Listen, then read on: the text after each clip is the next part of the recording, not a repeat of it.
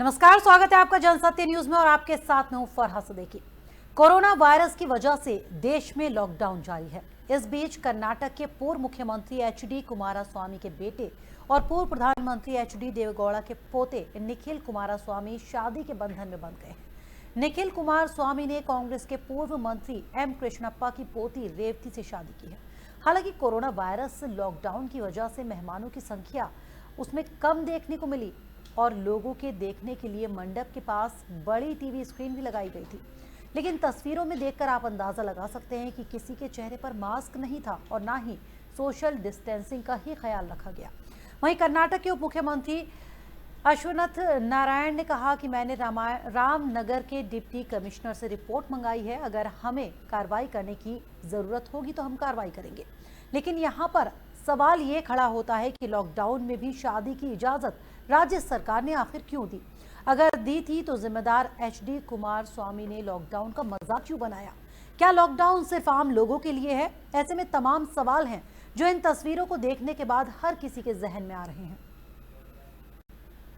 उधर 3 मई तक के लिए लागू लॉकडाउन 2 को लेकर सरकार ने कुछ और रियायतों का ऐलान कर दिया है। लॉकडाउन के दूसरे चरण में 20 अप्रैल से ग्रामीण और दूर दराज इलाकों के लोगों को राहत देने के लिए छोटे वित्तीय संस्थानों के संचालन की इजाजत सरकार ने दे दी है।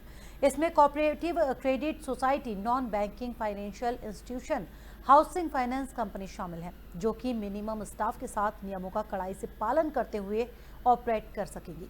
ग्रामीण इलाकों में ऑप्टिकल फाइबर केबल बिछाने के काम की भी इजाजत सरकार ने दे दी है। इसके अलावा बैम्बू, कोकोनट, ट्राइबल इलाकों में माइनर फॉरेस्ट प्रोड्यूस से जुड़े कामों की भी इजाजत दे दी गई है।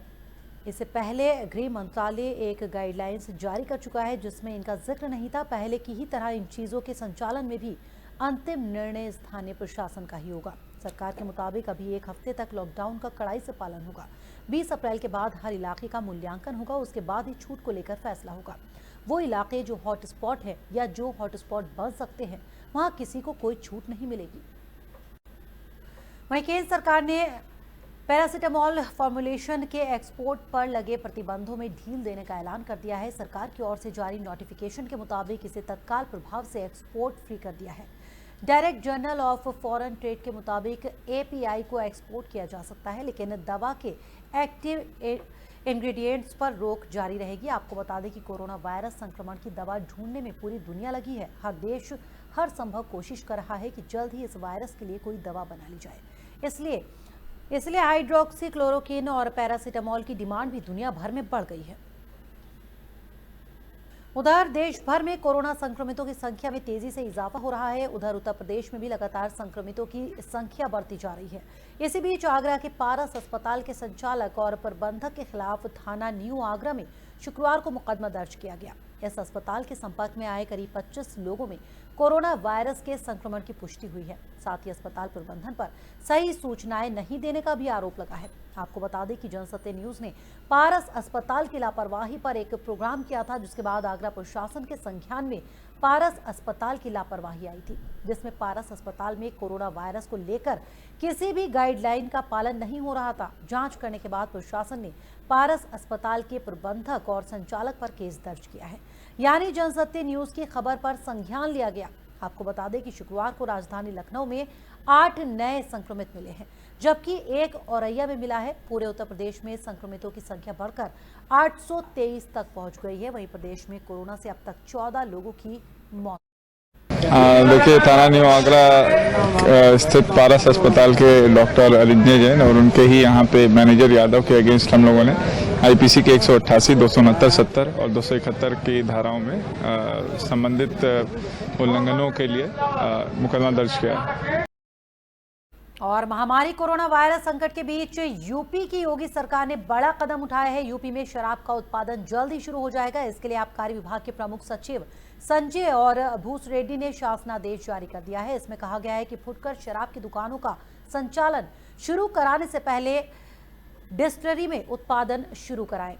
आपको बता दें कि आबकारी आयुक्त के पत्र के आधार पर उन्होंने आदेश दिया है। उन्होंने शराब के उत्पादन के समय सोशल डिस्टेंसिंग और कोरोना से बचाव की शर्तों का पालन सुनिश्चित करने के भी निर्देश दिए हैं।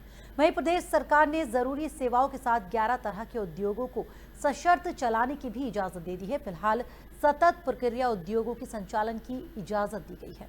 स्टील, रिफाइनरी, सीमेंट, रसायन, उर्वरक, वस्त्र उद्योग, फाउंड्रीज, पेपर, टायर, चीनी मिल को चलाने की इजाजत दे दी गई है। इसके साथ ही कॉमन इन्फ्लुएंट ट्रीटमेंट प्लांट भी शुरू करने का आदेश दे दिया गया है। प्रथम चरण में अधिकतम 50% श्रमिकों के साथ यूनिट चलाने की अनुमति होगी। इस दौरान प्रशासनिक कार्यालयों को खोलने की अनुमति नहीं होगी। इसके अलावा हॉटस्पॉट एरिया में यूनिट चलाने पर प्रतिबंध होगा।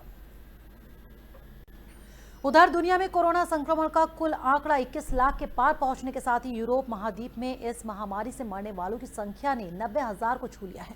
वैश्विक स्तर पर इस महामारी से मरने वाले 1,43,308 लोगों में से 65% अकेले यूरोप के हैं। इस महाद्वीप में 90,180 लोगों की मौत हो चुकी थी। दुनिया भर में 21,45,512 पीड़ितों में से 10,47,289 लोग यूरोपीय देशों के ही हैं। हालांकि इस बीच अच्छी खबर है कि वैश्विक स्तर पर 5,43,280 लोग ठीक होकर घर लौट चुके हैं। बाकी का इलाज जारी है, जिनमें 57,267 की हालत गंभीर है। उधर अमेरिका की बात करें तो अमेरिका में कोरोना वायरस महामारी का जानलेवा कहर बढ़ता ही जा रहा है। पिछले 24 घंटों के अंदर देश में करीब 2600 मौतें दर्ज की गई हैं, जो एक दिन में किसी भी देश में इस जानलेवा महामारी से मरने वालों की सबसे ज्यादा संख्या है। इसी के साथ अमेरिका में इस महामारी से मरने वालों की संख्या 34,000 के आसपास पहुंच चुकी है। उधर जापान के प्रधानमंत्री शिंजो आबे ने देश में बढ़ रहे कोरोना वायरस के मामलों को देखते हुए पूरे देश में 6 मई तक के लिए आपातकाल की घोषणा कर दी है। उन्होंने देश में अर्थव्यवस्था को बचाने के लिए कुछ उपायों को भी लागू किया है।